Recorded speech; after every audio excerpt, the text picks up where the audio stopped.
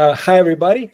Nick here from Basketball Network. And today we have a great guest, the former first overall pick of the 2006 NBA draft, Andrea Bargnani. Andrea, thank you very much. Thank you for the introduction. Yeah, so really thank you for spending some time with us. We are looking forward to discussing with you not only about your basketball career, but we also want to talk about the new app that you have been a part of, not only as an investor, but as a brand ambassador. So we want to first start with the question, what drew you toward the investing and being a part of this application? Sure. Well, what I immediately liked about Picro is that it meets the most basic need of every basketball player, which is, find the nearest playground and organizing a pickup ball game, which is something that, only a basketball player or somebody that loves basketball can truly understand, or how frustrating it is when you cannot find a basketball court close to you and play with your friends. So it meets this basic need, which I think is amazing because it's a very simple idea. But like every simple idea that then evolves, I think is a kind of a genius idea, because every basketball player can relate to that. Yeah. And fortunately, there are millions of basketball players out there, so that we're growing fast also because of that. That's what at first made me fall in love with the project. Great. And what potential, I would say, do you see in Italy, and then, of course, I would say worldwide for the application? Well, I think it starts with an app that can find the nearest playground, but is evolving, and it has to evolve into sort of a social playground ecosystem where you can create communities of basketball player, of just young guys that follow the street culture, and can connect all these little communities that are starting to grow on the app. I think this is very powerful, and I think that's where the app and that's where we are going.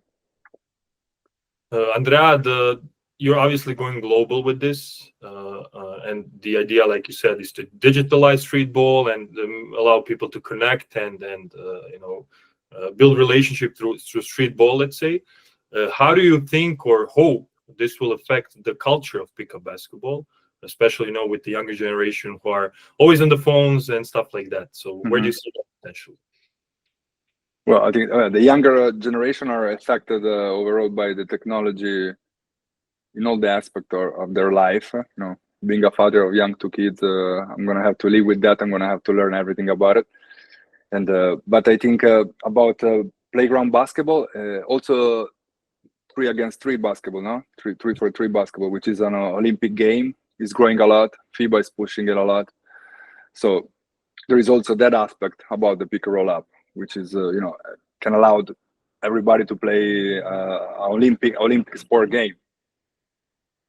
And so yeah, go sorry? ahead. Go ahead. No, and so. Yeah. Okay. So can help a lot of people. Myself. Personally, I fall in love with the game playing at the playground basketball court. So that gave a lot to fuel my passion that brought me to the NBA. So obviously you cannot go from the playground to the NBA. You have to go to a basketball club first. But what you do in the playground has a lot to do with the passion that is gonna grow inside you for the love of basketball. Can you talk about some features of the Picro app? You guys have leaderboards, ranking systems. Because when we play pickup basketball, I think the very important thing is to have everyone kind of play on a similar level, or at least have somewhat of a basketball background just for the fundamentals and stuff. So can you talk about some features that will allow that, I guess? Yeah, but all the gamification of the basketball and the playground, I think it helps a lot of the competitiveness.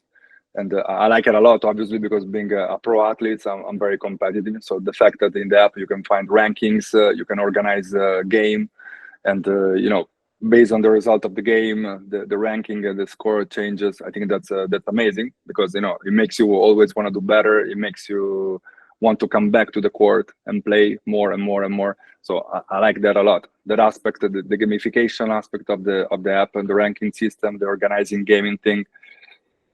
I think they're very cool features because it's very hard to to find somebody to play against with of your own level, or just finding somebody to meet at the basketball court at the same time, the same day, it's not something you can give for granted as a basketball player. So. And I got to ask you specifically about Italy. I know that the app aims to globally, let's say, but in Italy, football, and I'm going to call it football because I'm from Europe as well, but football is still the #1 sport in your country. Do you hope this app will at least kind of help bridge the gap between the popularity of basketball and football? Well, like you said, Picro has already an international vibe, and that's where we're heading, and that's the target. So we're seeing now we have 150,000 users. We're growing fast. More than 25,000 joined in the last couple of months, and we're seeing downloads from all over the world. So it's definitely not an Italian thing, just an Italian thing. Now, reducing the gap between soccer and basketball would be hard overall, because that's more of a cultural thing. Yeah, so it's more about culture of people. But I think sports can do much better in our country, and definitely basketball is underrated from my point of view. Obviously, I'm a basketball player, so basketball can grow a lot as a league, as a 3-against-3. Every aspect of basketball can grow a lot. The infrastructure are not the greatest in Italy. So as far as playgrounds and club team, as you know, being Croatian. So. Actually, a Croatian was just named the MVP of Italian League. If you maybe saw, Miro Bilan actually won it this season. So we were proud of that. And, okay, great. And I have to ask actually about the app. Is your wish maybe to add some other former NBA players to be brand ambassadors, to join you maybe potentially also as investors? But that would be definitely amazing. Yes, if the right people is joining, so we are in talks with other players, we are in talk with other athletes, other ambassador, influencer, and all the profiles that can help us to grow the app. But right. I think the app is very scalable. We are drawing a lot of interest from other investors, especially because the business model is very scalable, because it's international, it's easy to use. Everybody has the need of finding a playground. Everybody has the need to get in touch with their own body to play basketball. So yeah, and I have to ask, as a former professional athlete, was it a big switch? I would say going from basketball court to now to business meetings, running, I would say, discussions about the digital product and all of this stuff. Was it something that you always, I would say, plan to do in your post career, or this is something that you, I would say, you saw Picro app and then you got interested and you started learning about it? No, it's not at this point of my life. It's definitely not something new. Because I've been working in different sectors for years now. I started in the real estate business when I was still playing in Canada and the United States. Then, and family-wise, we work in the real estate for 3 generations. And I also work in the insurance business, in the finance business. So we have different companies that operates in different sectors. So business at this point of my life, no, because after I stopped playing basketball, I was immediately involved in different, ventures on different business sectors. So I'm pretty familiar with what we do day in, day out in Picro, because it's it's the same thing that I do in other company where I'm involved.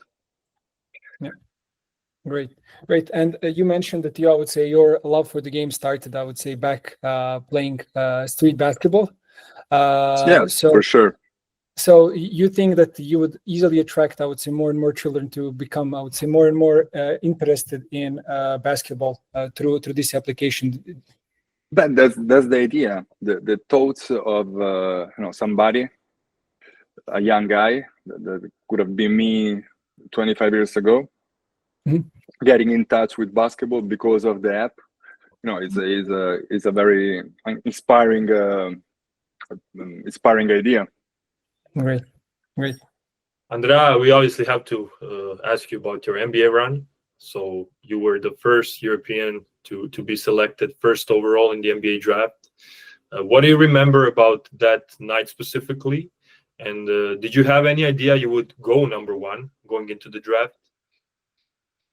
Well, yeah, I kind of knew from the night before because I received the call from Brian Colangelo that he was telling me about the fact that I was going to be selected #1 overall. But with that being said, you never know. So you never have the 100% certainty that you're going to be selected at whatever peak they told you're going to be selected, because you know there can always be a last minute, last second change between the general manager, between the directors that maybe exchange a pick for a player. So you don't have the certainty unless you are LeBron or until they call your name. And where does the draft night kind of rank among you, during your career, among the career accomplishments, I guess, that feeling that you had once your name was called? Well, as an experience itself, I mean, I was there sitting down just for 20 minutes.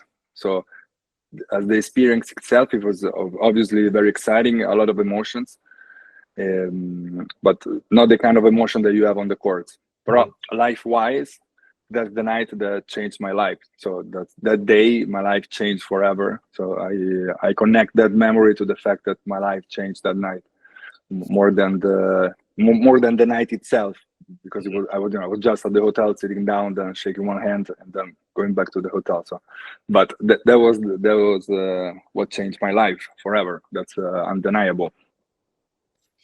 And obviously, all the #1 picks face a lot of pressure once their name is called. But with you, I'd say the pressure was even added because obviously you were in European and the first one to be selected first overall. How did you handle that mentally, and how did that make the transition into the NBA more difficult for you? But honestly speaking, I didn't know what the draft was up to 3 years coming into the draft, because it was a different time, a different world. There was not so much social media, and so when I went to play to Benetton Treviso in 2003, that's when I found out what the draft was. I didn't even know what the draft was. So I didn't grow up with the dream of being at the draft, because I didn't even know what the draft was. And playing in the NBA when I was 8, 9, 10 years old was an unreachable dream. You were not even allowed to dream to play in the NBA when I was 8, 9, 10, because nobody was going from Italy to play, to become an important player in the NBA. It never happened. So I was dreaming about playing in Barcelona, playing in Real Madrid, in Panathinaikos. That was my dream when I was growing up. So to answer your question, I didn't really feel the pressure of being #1. I was just happy because 1 is better than 3. You get more money. More than everything, I was super happy because I went to play in Toronto, because I know that the city of Toronto was an amazing city, and for me, coming from Italy, that was very important, life-wise, outside of the court. And what was I would say, you said that you grew up in this different era. You maybe didn't read so much about the NBA. The information was scarce.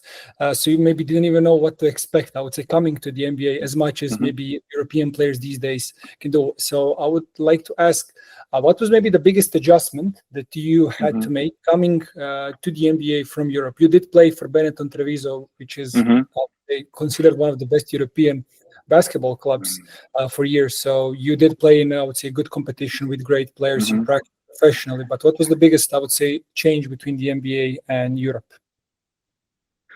Basketball-wise, we talk about basketball, because organizational-wise, it's not even a comparison. So it would be it's too different. Basketball-wise, I would say the physicality, the kind of athletes that you can find in the NBA, the average athlete that you face in the NBA just doesn't exist in Europe, because in the NBA you find the best athletes in the world by far. So the physicality, the weight, maybe in EuroLeague the guy that you face in your position is 20 pounds to 15 kilos lighter and much slower. There is bigger, faster, stronger, is everything more. And then the traveling rules, I think that's also a difference, but in better, because coming from Europe, you are much more strict about traveling, and going to NBA, being a power forward, you're allowed to move your feet even more. So when you do the first step, you become more effective, being allowed of traveling a little bit, because in NBA is allowed.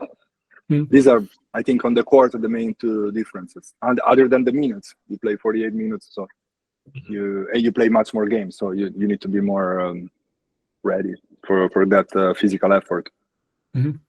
And as you joined NBA in 2006, you would say there was already a lot of Europeans. Actually, in your position, there was already Pau Gasol and Dirk Nowitzki, who were already, I would say, stars in the league at that time. But there was always this stereotype, I would say, regarding European big men, especially the ones that have a preference to shoot outside, that they were being labeled soft. Did you have any, I would say, encounters with that? Maybe some other players considering that because of the way you play basketball, that they be thinking that it would be easy for them, I would say, to play against you. No, I don't think so. It's because 2006, 2007, Dirk, that you just mentioned, won the MVP of the league. So, and Dirk is a shooter. He's not athletic, so he's definitely not considered soft, having won the MVP. And me personally, no, not really. Also because when I was healthy in Toronto, I was scoring 16, 18, 20 points per game. So it was working. So I wasn't upset with that. Andrea, a lot of players talk about their welcome to the NBA moment, like the first time they realize that the level of competition they're going to face for years to come. Do you remember yours, like the first, maybe a certain play, a certain player, a sequence, whatever, that made you think like, wow, this is next level? But maybe just the first night, the first month and a half, I didn't play much in Toronto. I started to play around November, so I wasn't playing a lot of minutes. But I remember the first game was against the Nets, so Vince Carter, Kidd. So I was very nervous. It was the first time that I was facing, big superstar names like Carter and Kidd. So it was the first time I was seeing them, face to face on the other half of the court. So I was very nervous and excited.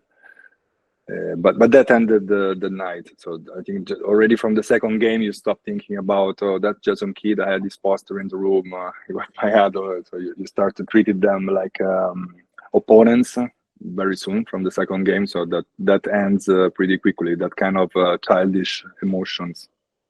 I assume that the schedule helps with that because you have so many games, you don't even have time to reminisce. Exactly, 100%. Yeah, it helps a lot. Sometimes you forget in what city you are in the hotel. You mentioned that you were very happy when you joined Toronto as a city, but the Raptors, they had a few Europeans on that roster as well. Calderon, Garbajosa, Nesterovic. Did they kind of make life easier for you, not just on the court but off the court as well, and make that adjustment easier? Yes. A matter of fact, I saw Garbajosa yesterday in Bologna, so we met.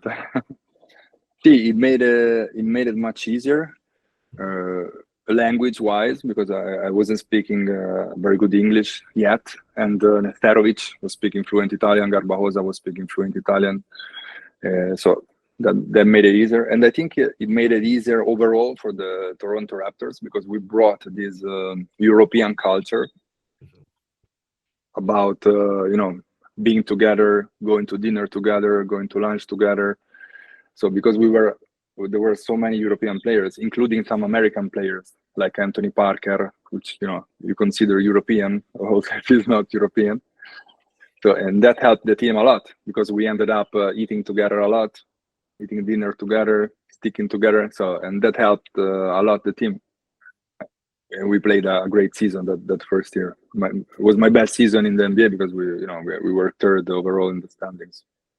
Yeah, and actually you mentioned that you brought a lot of this, I would say, European to Toronto, but also I would say the fact that it was you and Chris Bosh, I would say, on the front court, you brought, I would say, this modern approach to basketball, the one that we see today, with everybody playing, I would say, 5 out, everybody being able to shoot outside.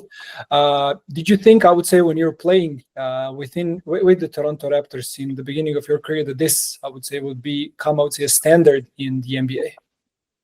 Yeah, it definitely wasn't standard. I think today would be amazing, to have me and Chris Bosh together in the front court would be super modern. and we were, a little bit ahead of time from that point of view. Now that's where the game is evolving, and but with that being said, it was great to play with Chris. Yeah, and I would say you were a pioneer in many ways.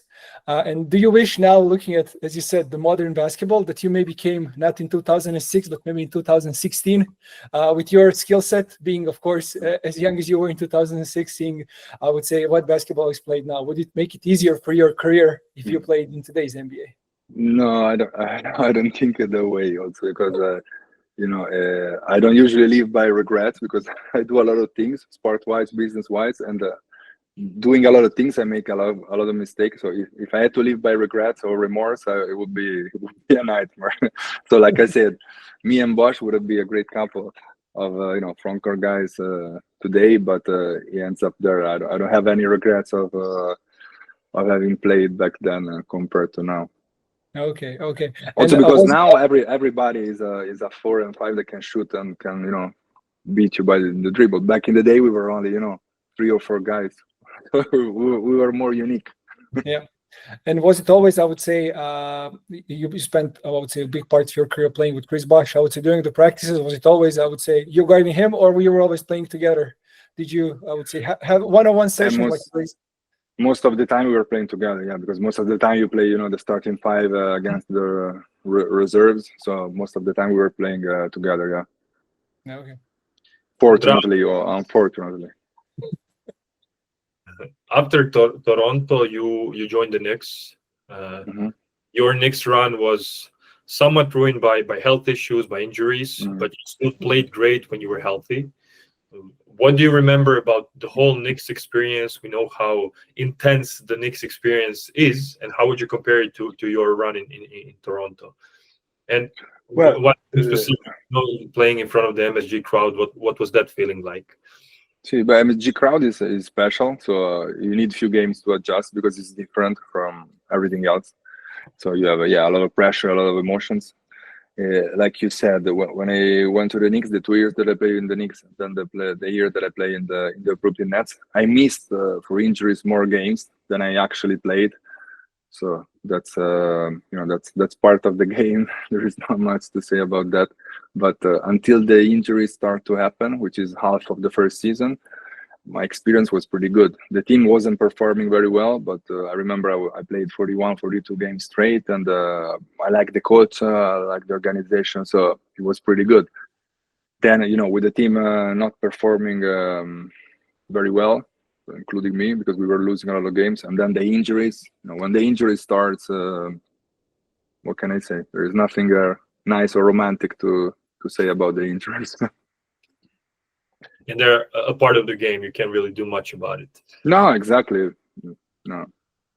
You also played alongside Carmelo Anthony, one of the greatest scorers in NBA history. What was that experience like? And obviously, you had a lot of issues, like you just mentioned. But did you feel the added pressure of having someone like that on the team? And obviously, it's been, even at that point, it's been a long time since the Knicks were like a relevant contender in the Eastern Conference. Did you feel that pressure of getting the Knicks back to where they used to be, especially with someone like Carmelo on the roster? Yeah, I mean, playing with Carmelo was great, because I played with Carmelo Anthony and Chris Bosh, the two, true superstars that I play with.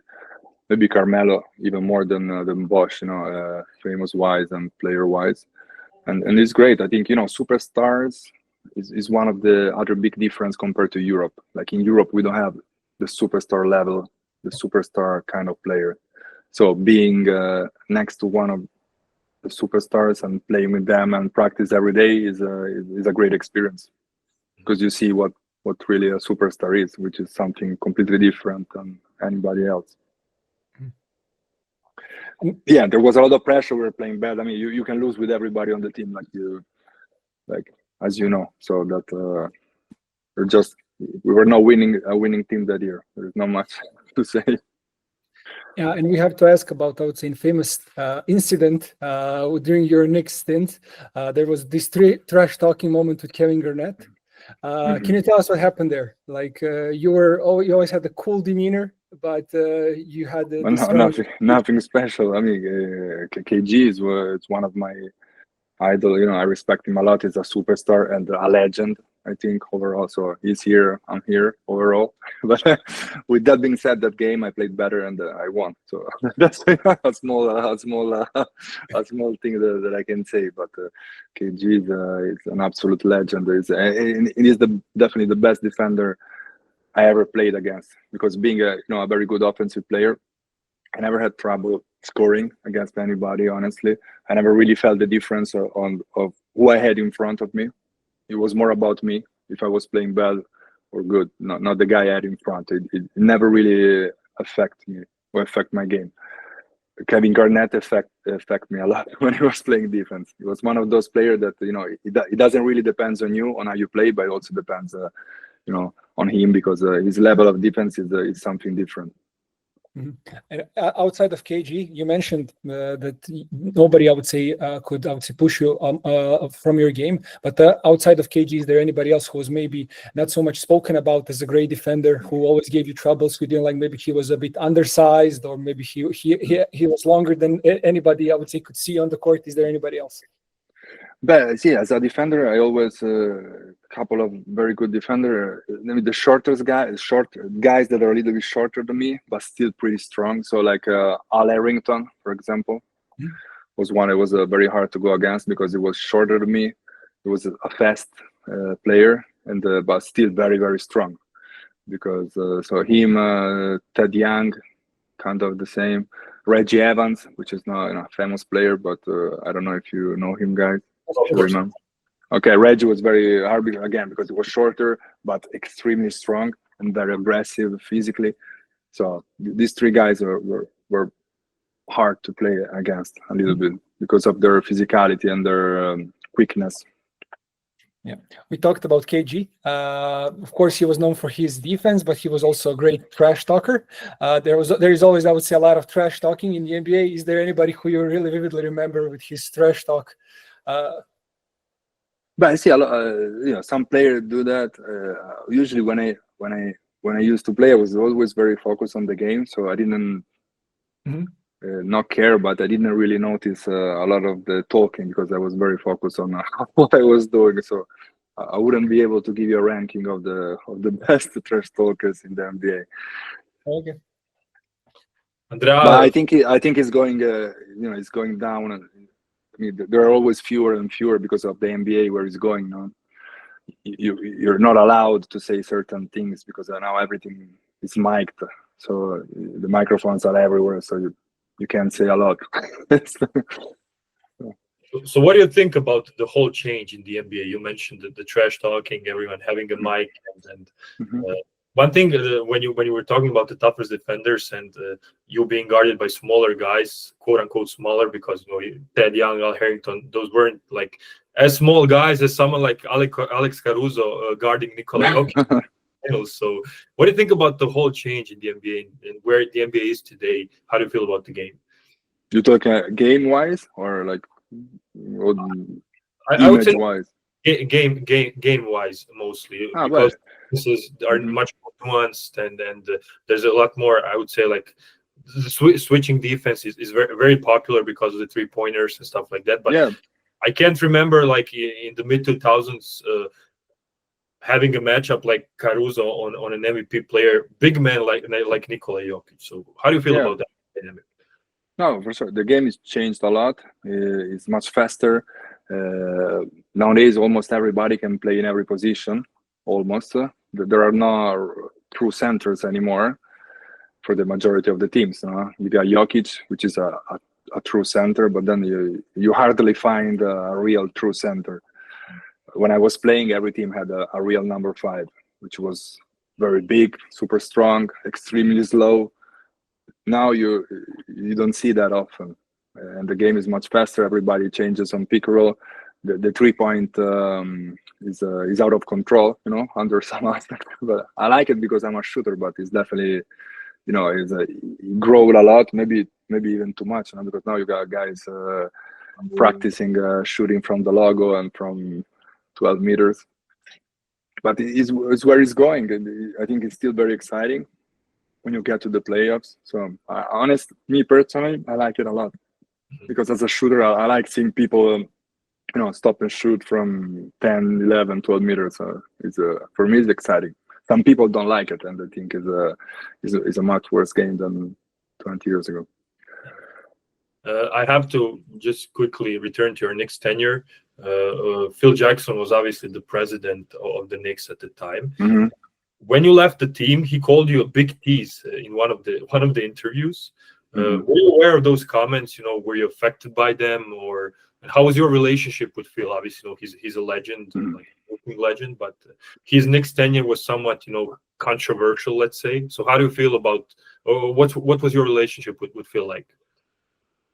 See, but obviously, I'm aware of the comment.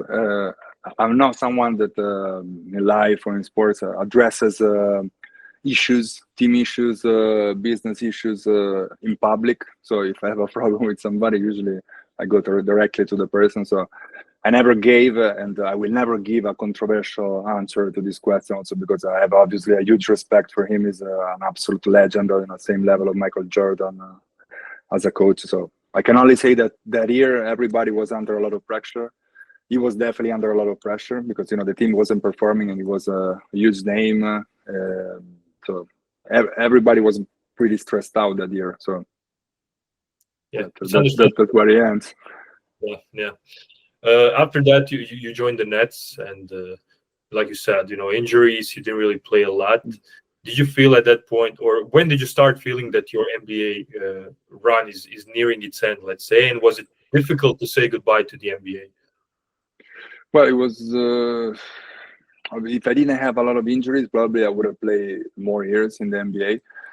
At the Nets, I had a 2-year guaranteed contract, and I stopped it. I stopped the contract myself after a few months because I was keep getting injuries. So I think it was a natural and common sense the decision to stop it there. For the way I live, for the person that I am, it was very frustrating at that point because I was it was like the 9th of 10 times that I was getting injured and tried to come back, and obviously then you don't play a lot of minutes because the coach doesn't even know if he can rely on you anymore because you play 5 games and then you jump 10 games.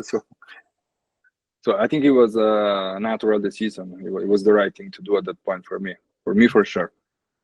And then I wasn't sad. And then I would say after this NBA journey, you then came back to Europe. You played in Spain for Baskonia.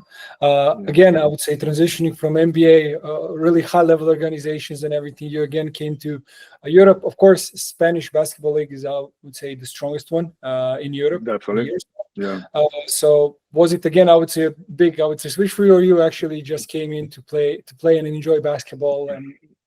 Well, Baskonia organization-wise is a big difference. So it's not pleasant to go back to the European way of organization after you leave in the NBA. Obviously, also just traveling-wise. Now in NBA you have your own private jet, and in Europe you have to go through the commercial line. But in Spain, I was playing in Baskonia, which is a huge team in Spain. The organization is. Very, very, very organized. The arena is almost like an NBA arena. So at first it was good, and then injuries start to hit again. So kind of the same story as Brooklyn. The start was very good. I was playing good, few games, 1 month, and then injury, 3 injury, 4 injury, and then even there I decided with the team to stop the contract. Mm-hmm.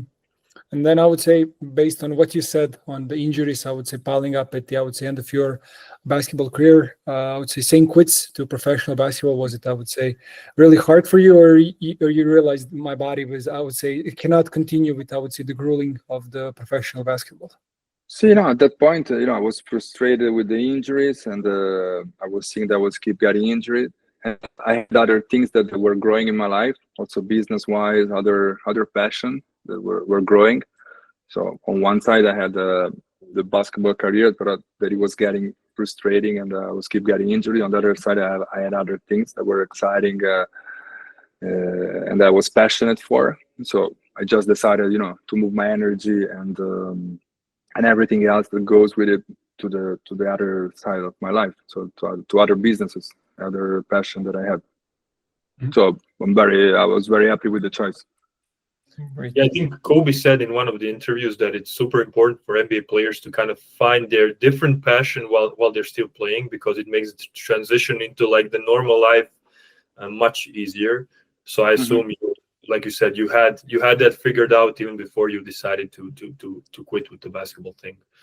See, I think this quote that Kobe gave is it goes for everybody, not just basketball players. It's important for everybody to find something you're passionate for, even if you're a journalist or whatever you are. It's not just about basketball players. So at every point of your life, you gotta have something that you're passionate for. Otherwise, it's gonna be hard to wake up and get up from the bed in the morning.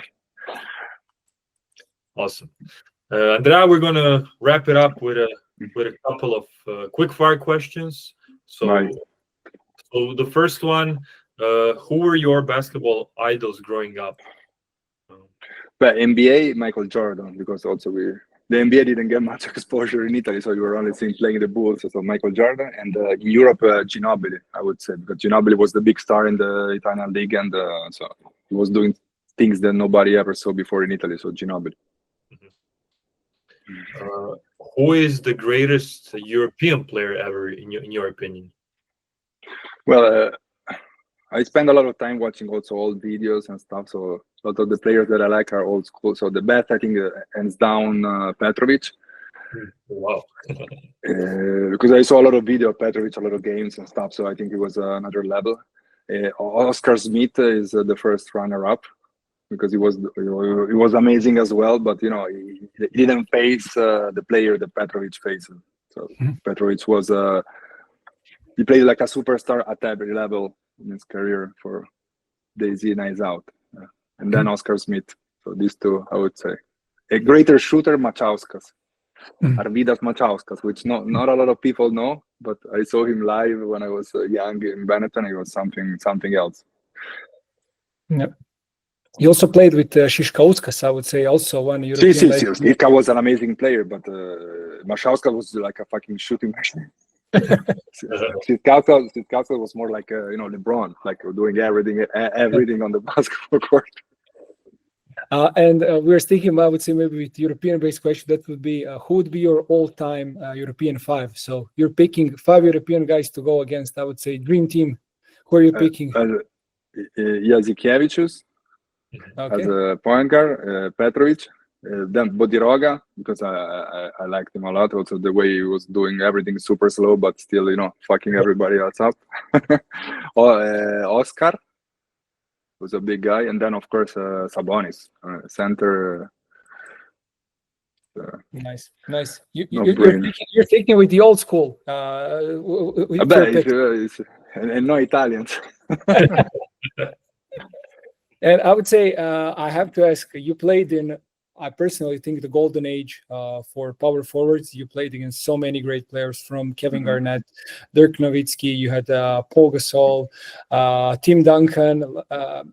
We talked about who gave you problem on defense, but is there anybody, I would say, when you're playing in the NBA, who was your favorite maybe player to watch, who maybe you tried to add something from their game into your game?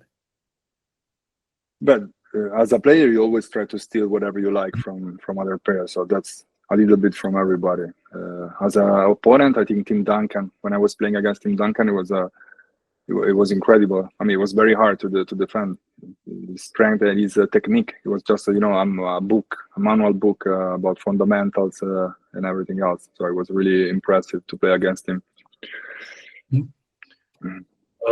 Game 7, Pacers, OKC. What's your prediction? I think OKC. OKC. Cool. I like them better than Indiana too.